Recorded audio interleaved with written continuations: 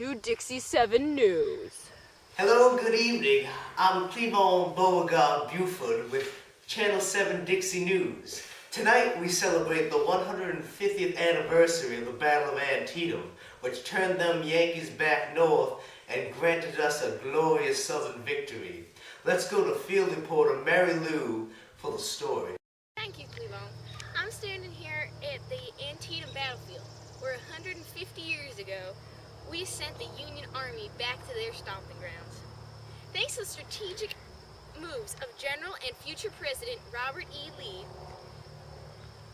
and his famous Order 191, we can stand here at this hallowed ground and remember those who gave it all for Southern independence.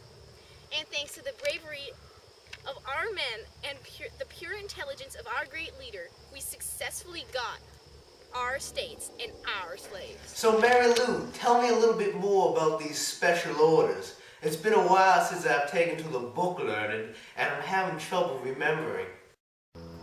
Will do, sir.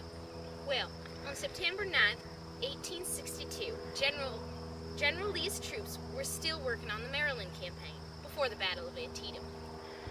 And he wrote up the victory plan for the war, his famous Order 191.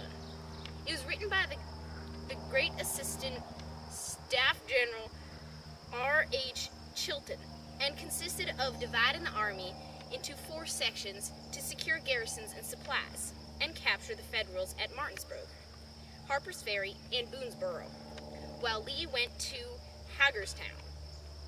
Our great leader predicted our victory, saying, "Are you acquainted with the General McClellan?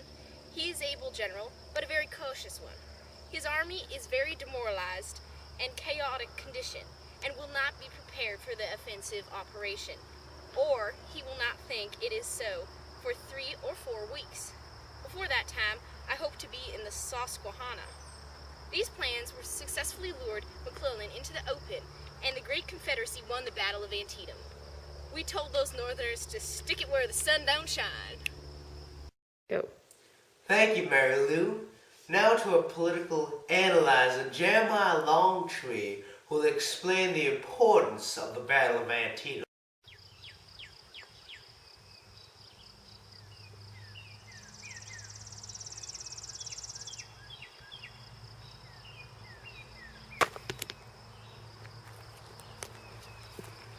Thank you, Cleavon. I'm not the world's most intelligent man.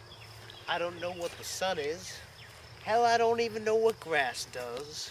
But I do know this. The Battle of Antietam changed the war in the Confederates' favor. The battle... Do elaborate. Thank you, sir. After Lee caught the Yankee generals with their pants down, we were able to push forward swiftly and advance into northern Maryland, soon taking the Yankee capital of Washington, D.C. After the Yankee capital was taken, British Prime Minister Hortz voted to join our cause.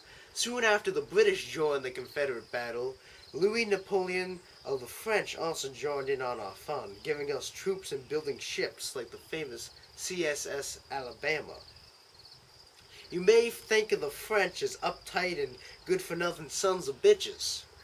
Well, they are, but they will do anything to keep the cotton cheap for their fancy clothing and outrageous styles. The great European powers, in dire need of cotton, had no choice but to side with us. So, Jeremiah, you're telling me that they sided with us unjustly deemed rebels instead of the Union because they had no moral opposition to the war? Well, sir, that brings up an interesting and quite controversial topic. You see, historians have come across the War Journal of U.S. President Abraham Lincoln. In the early months of 1864, he confided to his journal that if the North had won the Battle of Antietam, then they would have gotten the support to pass the alleged Emancipation Proclamation, which would have freed all the slaves in our Confederate states. Without this proclamation, the great powers had no reason to oppose our war effort, and we won their support.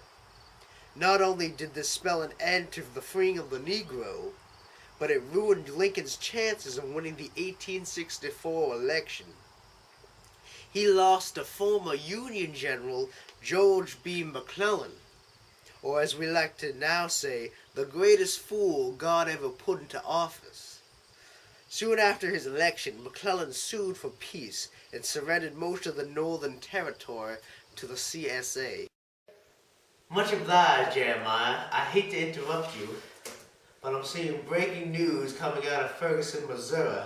A slave revolt has broken out on the border of the small and feeble United States of America. Let's go to the scene right now. You need to exit the street immediately and stop throwing objects at law enforcement.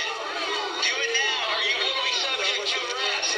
Disperse immediately and stop throwing objects at law enforcement. Do it now. You need to disperse immediately. If you are in the middle of the street, you are lawfully assembled, you will be subject to arrest. Do it now.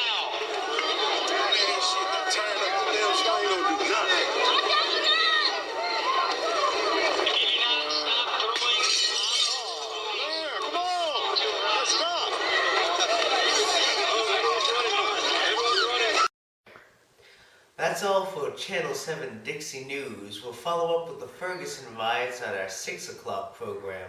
I'm Cleavon Bayford Buford, signing out.